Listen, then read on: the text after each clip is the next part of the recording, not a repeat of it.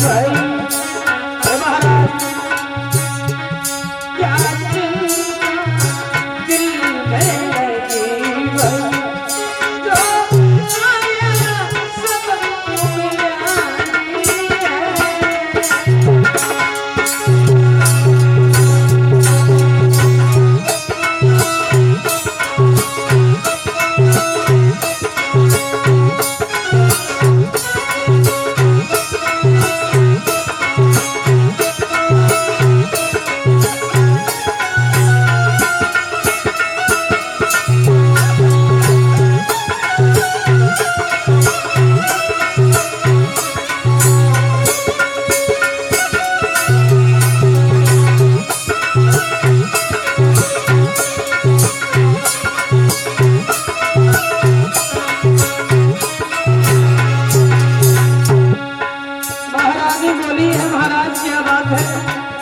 दुखी तो आप कभी बर्बाद से नहीं आए। क्या हुआ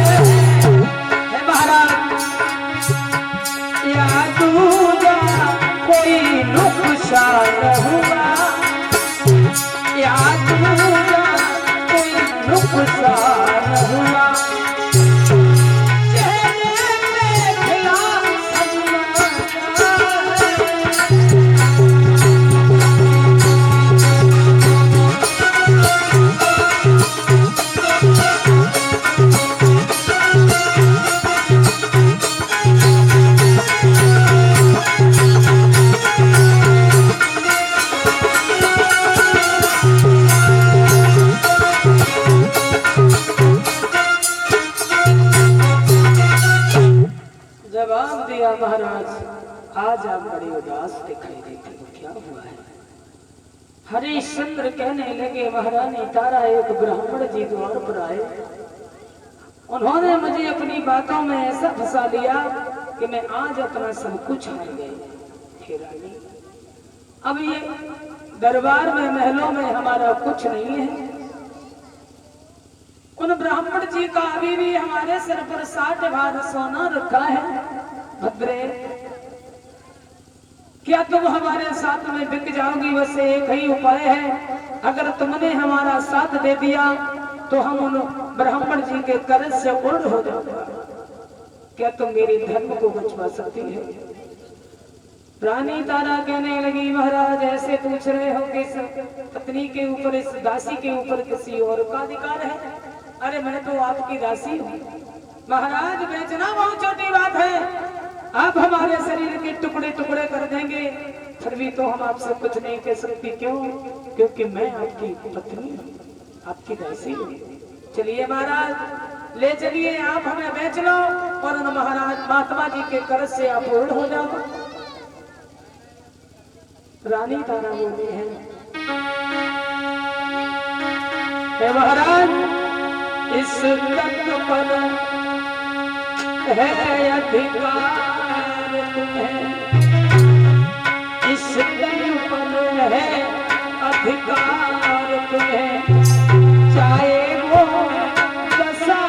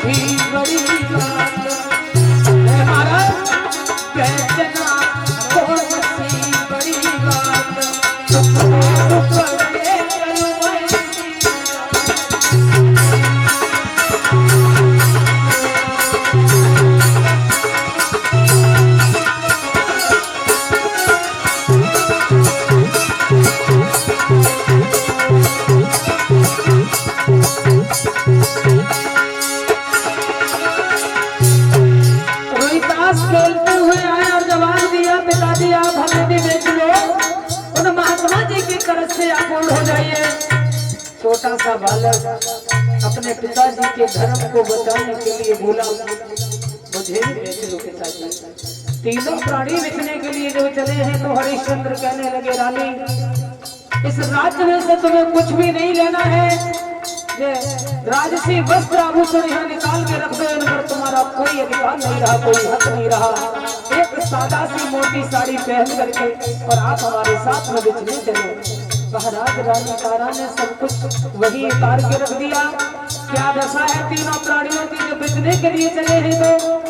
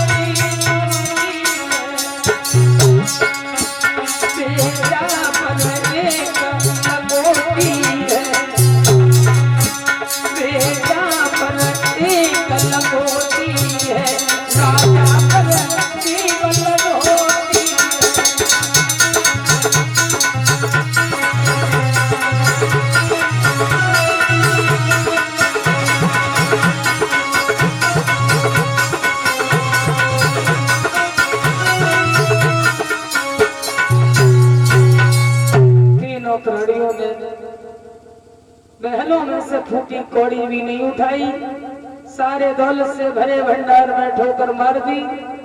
केवल मैया तारा ने एक मोटी सादा साड़ी पहनी है, बेटा पर एक लंगोटी है, हरिश्चंद्र पर एक रोटी है।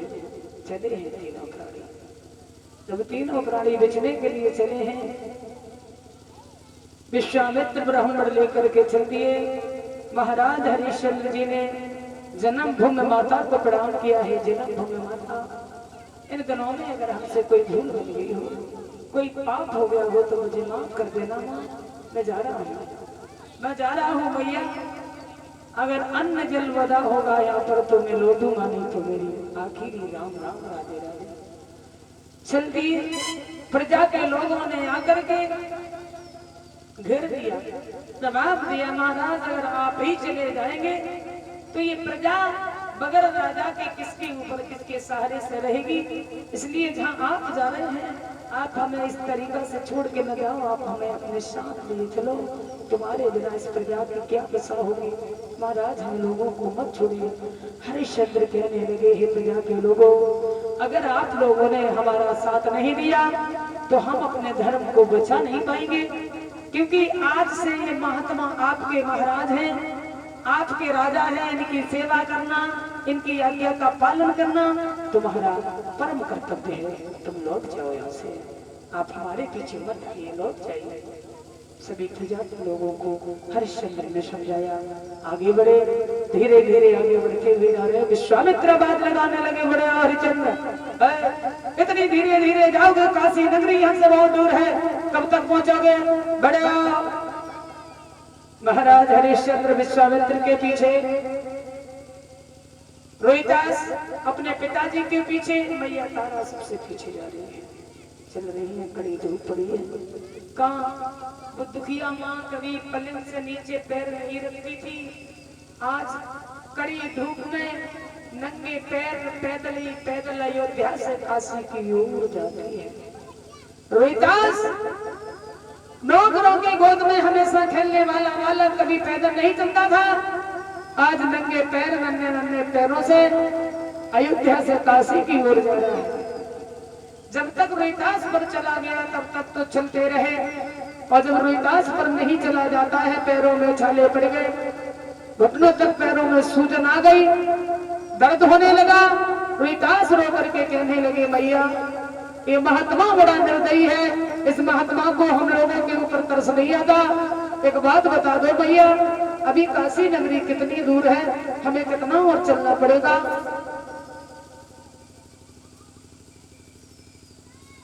51 रुपया भिजवा रहे